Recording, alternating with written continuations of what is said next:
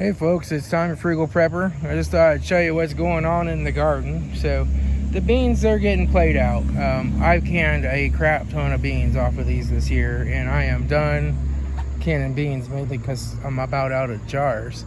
So anything that's left in here is just going to be left to go to seed. I'll come out here late October, pick all the dried seed pods off, save them, and clear the plants out and take the strings down. I mean, there's still flower and there's still going to be more beans, but you know, the leaves are starting to die back, and it's getting cooler. It's that time of year. The beans are about done. So you know, I'm pretty much done picking them, and we're just going to let anything, you know, these that are left here, they're just going to go to seed now. And that'll be good because I send out the free seeds from my website, and I'm getting a lot of requests for the pole bean seeds because everybody's out of stock on them. Nobody has any.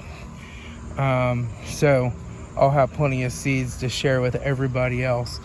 Normally takes me about 160 seeds to plant these two 20-foot rows all the way down. So I saved 250 for myself, and the rest I'm going to give away. And I've already picked those dried seed pods and saved my seeds off of these ones on the end. But over on this side, I have some Blue Lake pole beans, so I'm going to let those go to seed and replant those next year and see if they stay true to type or if they cross-pollinated with the Kentucky Wonders. I was just running out of seeds, so I was using up everything I had this year. The cucumbers down here are all done. I pulled them out. So that's just a big empty spot down there now. Cucumbers were just finished. So the carrots are still growing. They took longer than I thought they would.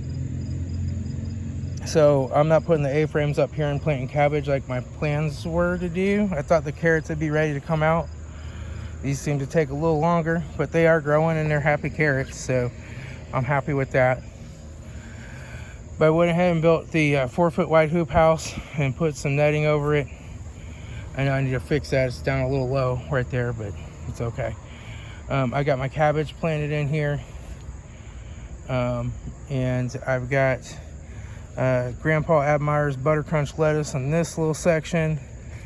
Then here down is spinach mustard, and then where the cabbage ends there, down to the end is radishes over there. And cabbage loopers will take over and eat radishes, by the way, just so you know. It's not their preferred thing, but they will do it. So grow your radishes under netting most of the time, because cabbage loopers will eat them. Got my squash here. You can see I got a couple down in there growing. They're getting close to being played out too, but I've been pruning it pretty heavy because it started to show some powdery mildew. So you can see on this leaf it's got some, but I'm just gonna let it go at this point and see if I get a couple more squash off of it. My peppers are great. They're now actually taller than me. And they're just full of all kinds of peppers all down in through here. So I will have lots of peppers. Peppers always seem to produce the most late in the season, but they grow the most as a plant early in the season. So they get big and grow and don't produce a lot. And then as it starts to cool down, they start to really put on their fruit. So I'm pretty happy about that. I'll have some more peppers to dehydrate and put back. Over here, I've got this set up the eggplants, and that baby corn that was there, it's all out. So I just tilled up this, and I'm planting peas here. I just transplanted these, but the ones that are left in that tray, they have to grow a little more yet before they're ready to transplant. So I'm gonna let them sit out here and grow, and then we'll finish filling this in as far as I can. These are Asian Snow Pea, called Asia's Best or something. I don't know, but I really like them. But I ran out of seed. I was running out of seeds. I only had just a few seeds left, and so I planted those in a pot out front earlier this spring, and I saved any of the peas that I got off of it for seed, and I've replanted those seeds. And then I'll probably end up saving most of these for seed, and then I'll have another supply of seed. I went to reorder it from Baker's Creek. They no longer sell it. The last time I bought some was in 2015, and I ran out and didn't realize it. So luckily I was able to get some seed and replant those. But if this harvest doesn't go, then I'm done. I didn't save any reserve seed out of this batch. So hopefully this will go to seed, and I can keep growing those peas that I really like.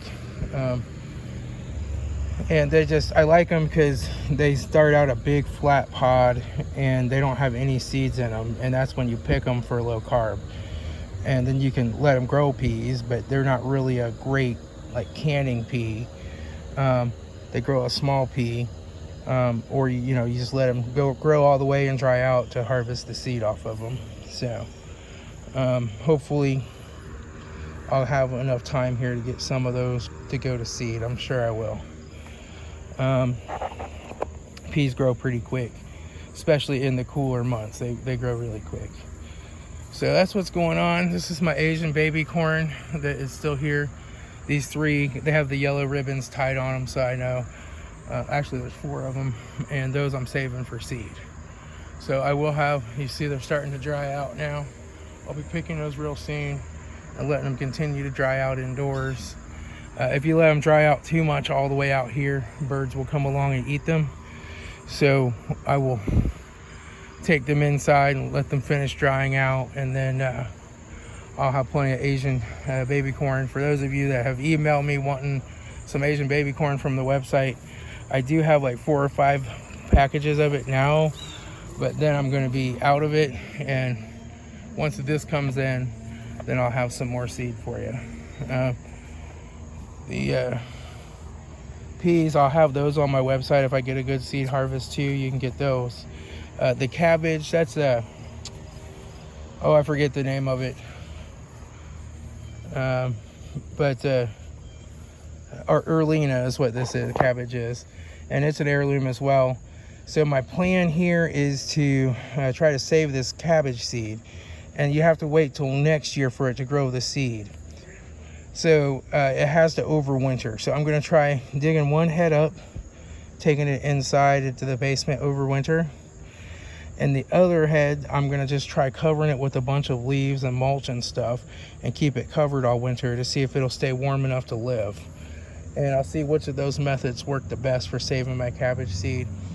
But then as long as one of those survive, next year it'll grow, and it will grow tens of thousands of seeds.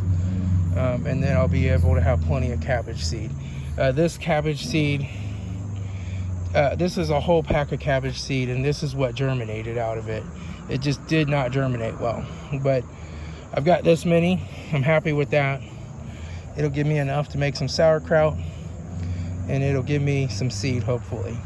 I did cover this with the netting, but I did notice today that I have something that's nibbled on this one right here.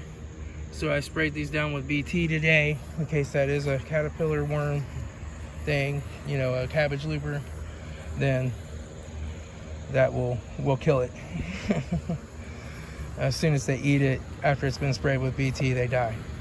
So that's what's going on in the garden. There's still plenty of time to grow some stuff, even though it's late in the season. The cabbage, I really should have started that a little bit earlier, I think, but I didn't. Cabbage takes a long time to sprout from seed to get to a small transplantable plant. It takes 5-6 weeks. So you got to do it 5-6 weeks before your transplant date, which should ideally in Ohio be right around the beginning of September. So we're mid-September when I transplanted it, so I was a couple weeks off, but I think I'll still get some cabbage. So that's what's going on. Let me know if y'all have any questions. I use the Mittleider gardening method. So we feed the plants every week, and they make happy plants. We grow vertically on strings to T-frames when possible, and You know, this is my own version of it because I grow in the soil, but I grow like it's a grow bed, but in the soil, not sand and sawdust. So it's just what I do. Anyway, I'll talk to y'all later. This is Tom, the Frugal Prepper.